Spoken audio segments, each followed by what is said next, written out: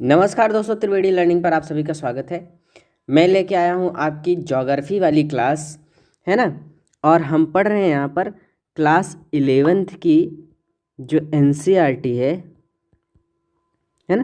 Class 11th की NCERT भौतिक भूगोल है, वो पढ़ रहे हैं। ठीक, ये हमारा तीसरा चैप्टर है। ठीक, और चैप्टर का नाम क्या है? पृथ्वी की आंतरिक संरचना। ठीक, तो यहाँ पर हम पढ़ने जा रहे हैं पृथ्वी की आंतरिक संरचना, यानी पृथ्वी का अंतरतम किस प्रकार है। ठीक, सबसे पहली बात तो ये समझ लीजिए कि जो पृथ्वी है ना, पृथ्वी का आकार कैसा है? पृथ्वी आकार, इसे जियोड कहते हैं ना, जियोड। ठीक, क्या कह रहे हैं? जियोड। तो पृथ्वी की आकृति कैसी है? जियोड। इसे यह पृथ्वी आकार है। ठीक, जो दोनों पोलों पर थोड़ा चपटी है और अपने किनारों पर थोड़ा सा उभरी हुई है। ठीक, और सभी भू आकृतियाँ, जैसे भू आकृति शब्द आएगा ना आगे, क्या आएगा? भू आकृति, है ना। भू आकृति मतलब क्या होता है? पृथ्वी का जो ये ऊपर वाला सतह है ना, ये ऊपर वाला सतह ऊबड़ खाबड़ है। मतलब यहाँ पर कहीं पर पर्वत है, कहीं पर पठार है, कहीं पर नदियाँ हैं, झील हैं। इस तरीके से ये ऊपर सरफेस है, इसी को हम कहते हैं भू आकृतियाँ, है ना।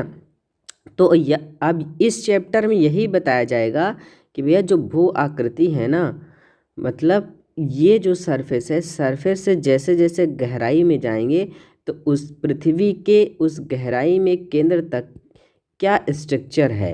ठीक, मतलब पृथ्वी के आंतरिक भाग में कैसा संरचना है, क्या स्ट्रक्चर है, वही यह चैप्टर बताता है। ठीक, तो चलिए शुरू करते हैं अपना इस चैप्टर के बारे में कि क्या बताया जाता है इस चैप्टर में। देखिए, सबसे पहली बात तो यही है कि भैया पृथ्वी की प्रकृति के बारे में आप किस प्रकार का अनुमान लगाते हैं। ठीक, आपके अनुमान के अनुसार पृथ्वी क्रिकेट की गेंद की तरह है ना, एक ठोस गेंद है या एक खोखली गेंद है ना। मतलब क्या अनुमान लगाते हैं आप?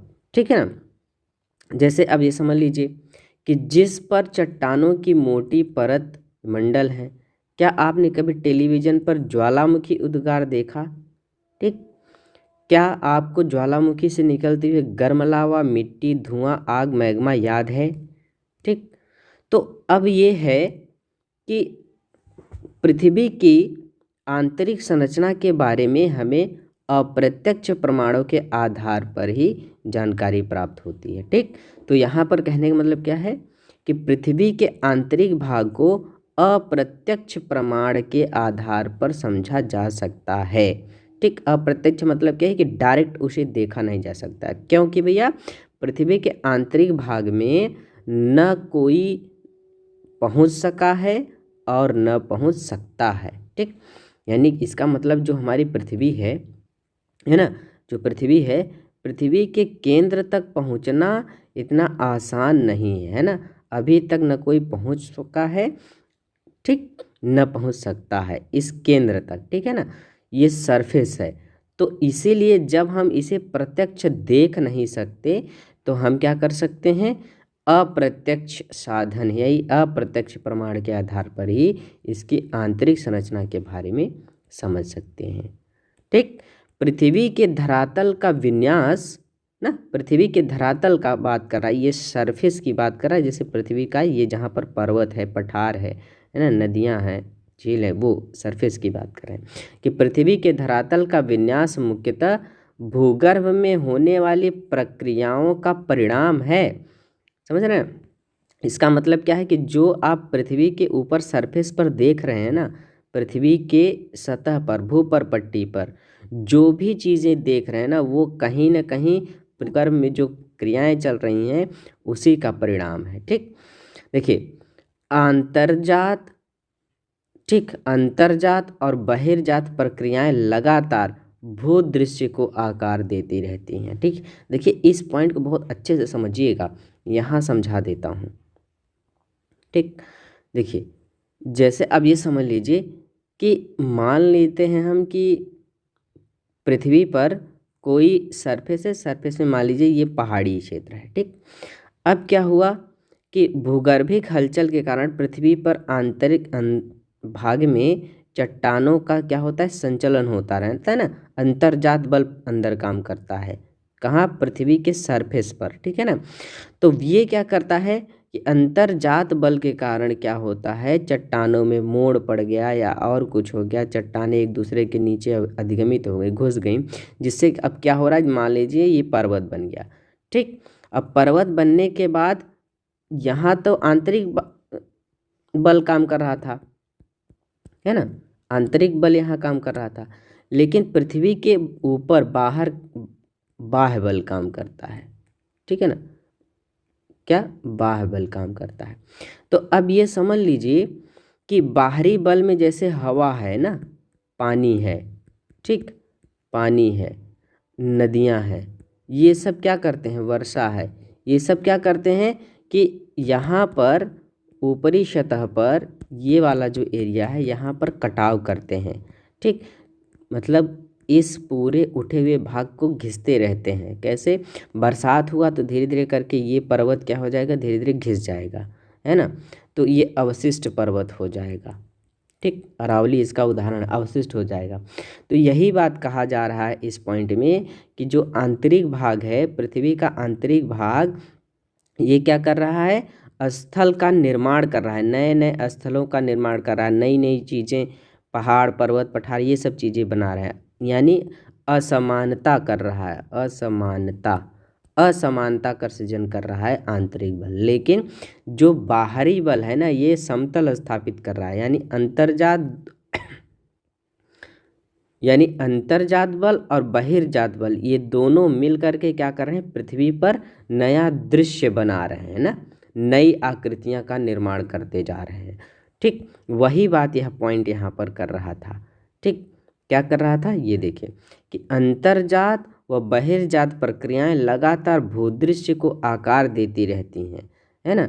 इसका मतलब यही है कि बहिर्जात बल मतलब नदियाँ, पवन और जो पानी है, बरसात है, ये सब क्या कर रही हैं कि अर्थ जो सरफेस है, अर्थ सरफेस में विषमताएं से समतल स्थापित कर रहे हैं। मतलब जैसे पहाड़ है तो इसको घिस रही हैं, ठीक। अंतर्जात बल क्या कर रहा है, पहाड़ पर्वत बना रहा है, खाइयाँ बना रहा है, ठीक। यही बात, ये पॉइंट है, बहुत समझने वाली बात है कि बहिर्जात और अंतर्जात प्रक्रियाएं लगातार भूदृश्य को आकार देती रहती हैं, ठीक। आगे देखिए, अंतर्जात प्रक्रियाओं के प्रभाव को अनदेखा कर किसी भी क्षेत्र की भू आकृति की प्रकृति को समझना अधूरा होगा, ठीक।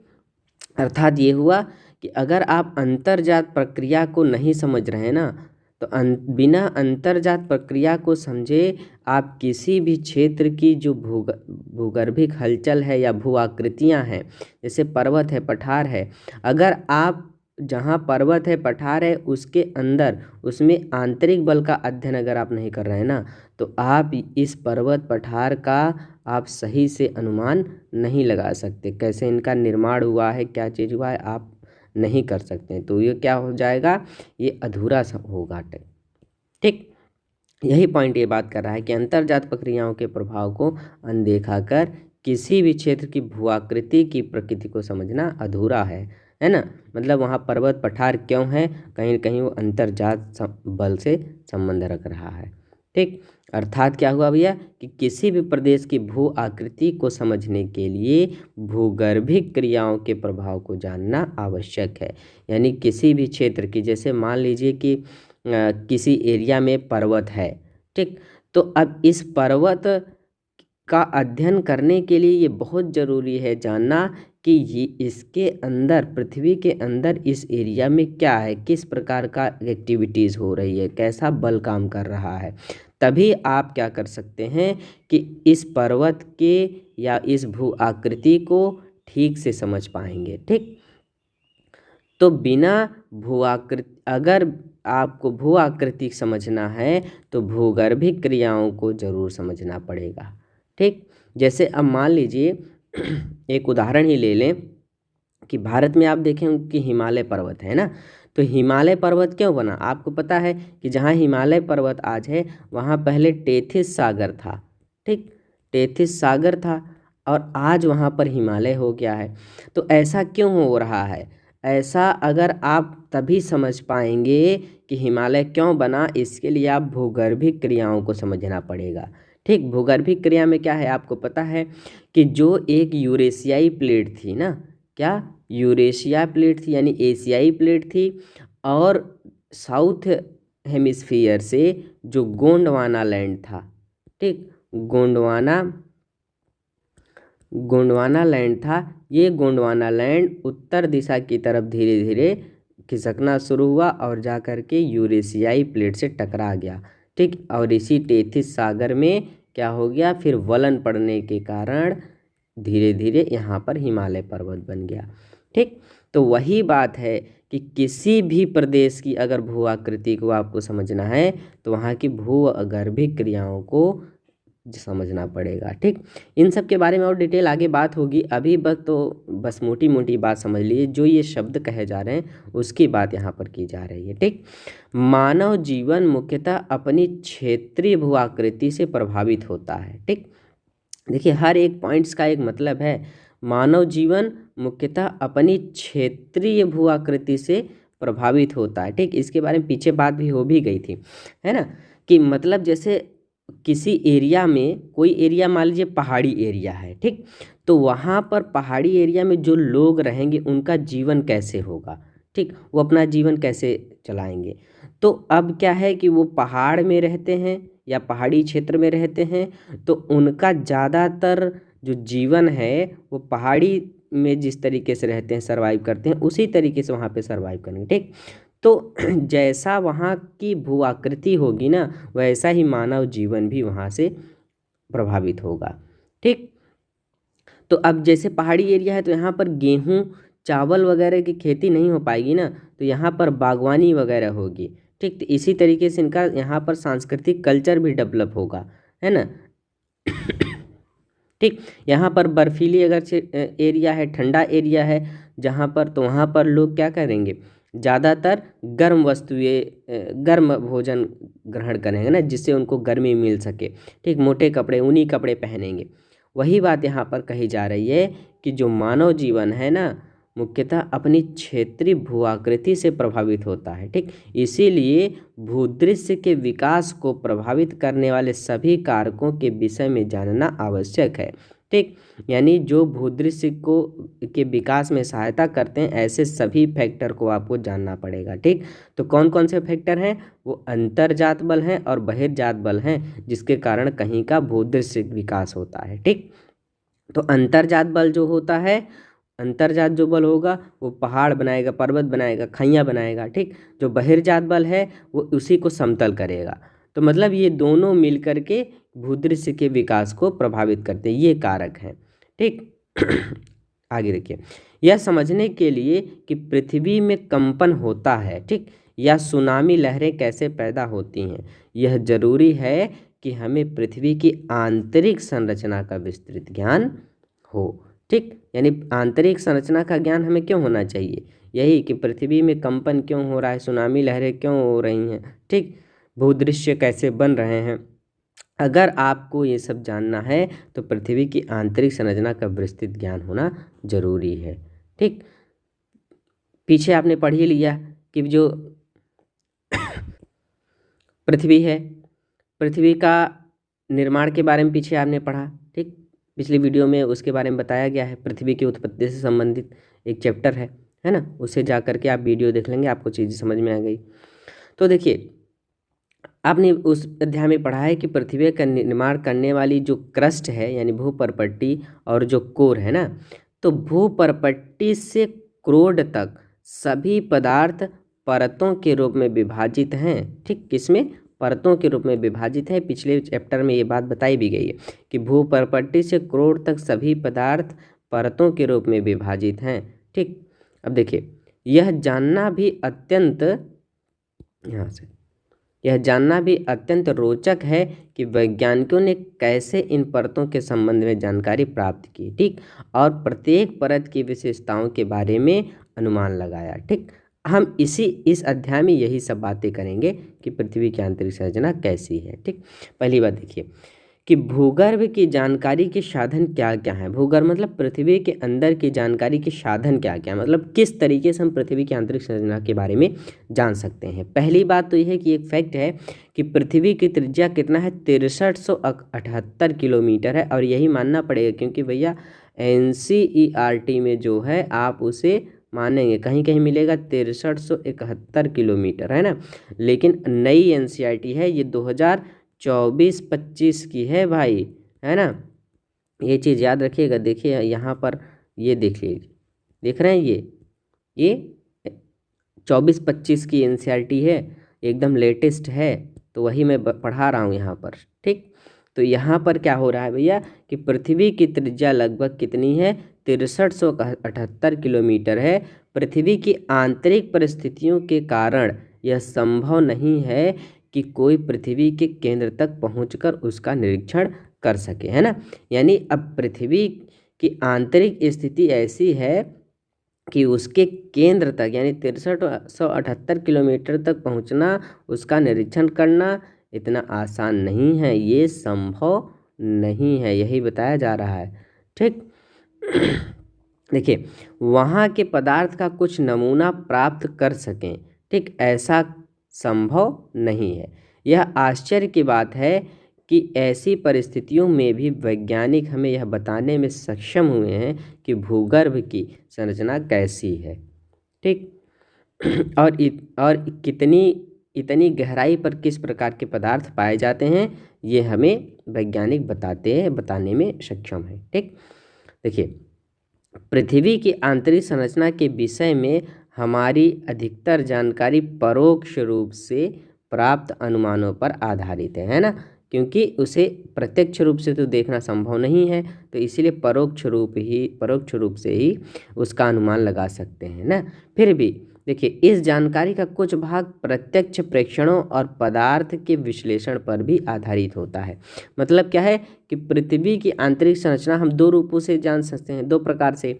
पहला अप्रत्यक्ष साधन परोक्ष रूप से, और दूसरा होता है प्रत्यक्ष रूप से, है ना। दोनों तरीके से जान सकते हैं, लेकिन ज़्यादातर जो सटीक जानकारी अभी तक प्राप्त है वो परोक्ष रूप से ही है। प्रत्यक्ष रूप से उतनी सटीक जानकारी पृथ्वी की आंतरिक संरचना के बारे में नहीं है, ठीक। तो देखिए सबसे पहले यही देख लेंगे प्रत्यक्ष स्रोत क्या है। पृथ्वी की आंतरिक संरचना के बारे में जानने का प्रत्यक्ष साधन क्या है। तो देखिए पृथ्वी से सबसे आसानी से उपलब्ध ठोस पदार्थ, है ना, पृथ्वी से सबसे आसानी से उपलब्ध ठोस पदार्थ धरातली चट्टान है ना।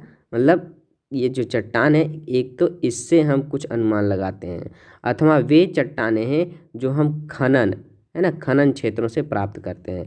तो पहली बात क्या हो गया, प्रत्यक्ष साधन में एक तो खनन है ना, जहाँ से हम चट्टानों के कुछ अवशेष या कुछ ऐसे चट्टानों को सैंपल के रूप में उसका प्रयोग कर सकते हैं, ठीक। दक्षिण अफ्रीका की सोने की खानें जो है ना, वो 3 से लेकर के 4 किलोमीटर की गहराई तक खोदी गई हैं, ठीक। इससे अधिक गहराई में जा पाना असंभव है, क्योंकि उतनी गहराई पर तापमान बहुत अधिक होता है। ज़्यादा गहराई पर चले जाएंगे तो तापमान अधिक होता है, इसलिए दक्षिण अफ्रीका में 3 से 4 किलोमीटर की गहराई तक ही खनन का कार्य हो पाया है, ठीक। आगे देखिए खनन के अतिरिक्त वैज्ञानिक विभिन्न परियोजनाओं के अंतर्गत पृथ्वी की आंतरिक स्थिति को जानने के लिए परपटी में गहराई तक छानबीन कर रहे हैं, ठीक है ना। मतलब क्या हुआ कि खनन के अतिरिक्त भी वैज्ञानिक लोग क्या कर रहे हैं कि ड्रिलिंग के माध्यम से, या बहुत सारी ऐसी परियोजनाएं हैं जिनके माध्यम से पृथ्वी की आंतरिक स्थिति के बारे में जानने का प्रयास वैज्ञानिक लोग कर रहे हैं, ठीक। संसार भर में वैज्ञानिकों ने 2 प्रमुख परियोजनाओं पर काम कर रहे हैं, ठीक। संसार के ज़्यादातर वैज्ञानिक हैं 2 प्रमुख परियोजना पर काम कर रहे हैं।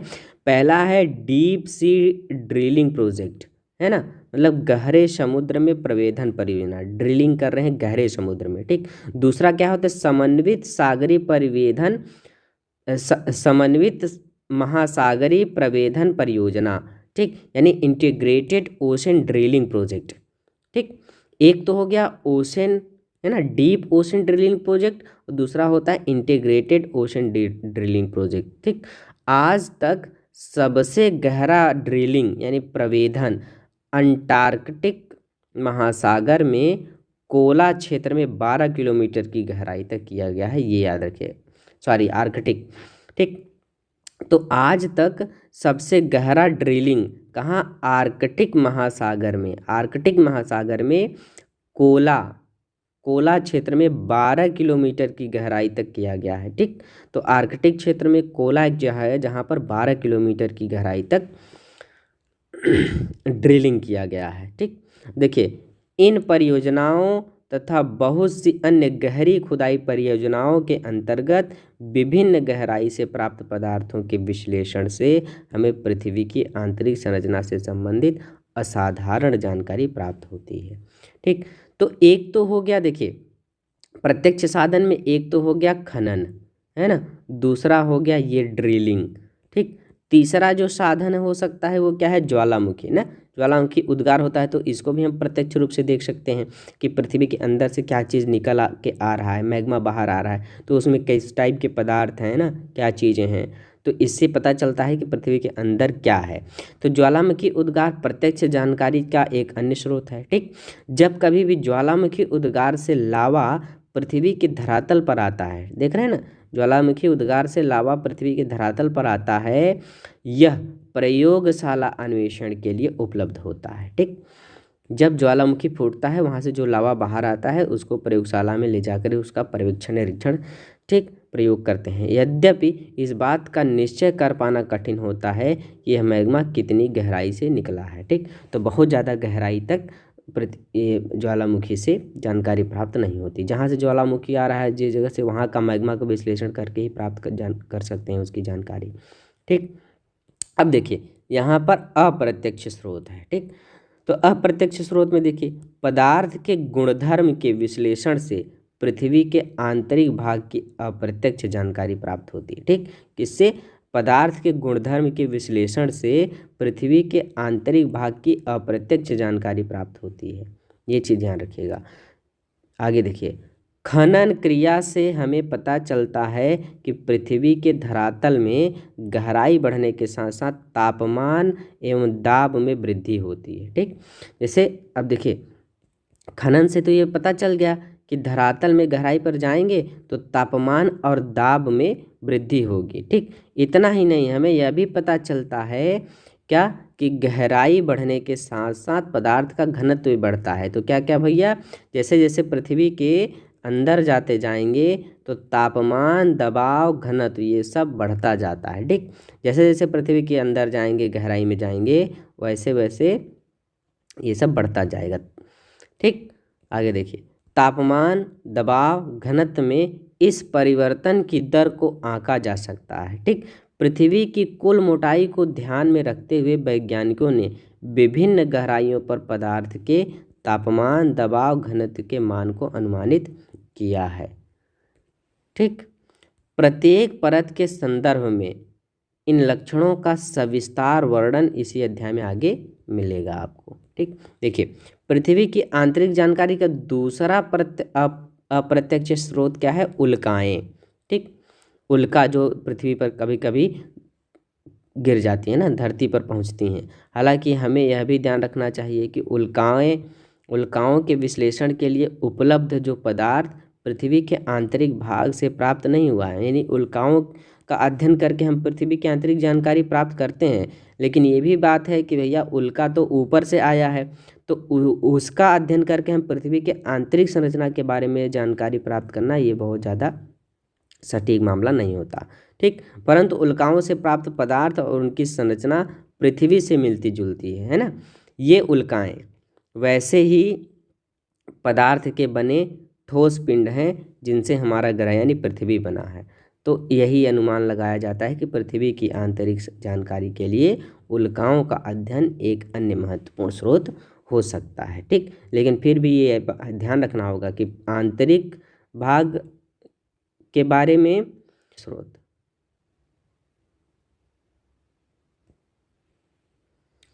अन्य अप्रत्यक्ष स्रोतों में देखिए गुरुत्वाकर्षण, चुंबकीय क्षेत्र और भूकंप, है ना।